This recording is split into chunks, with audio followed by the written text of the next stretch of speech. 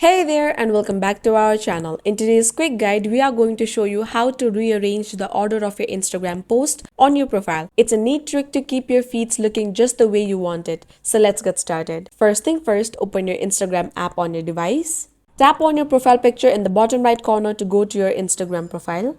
Find the post that you want to rearrange. Tap on it to open it. In the top right corner of the post, you will see three dots. Tap on it. Among the menu, choose Pin to your profile. Pin to your profile helps to arrange that post to the very beginning of your feed. According to your desire, you can pin and unpin the post you want to rearrange. Now you can move the post to a different position in your feed.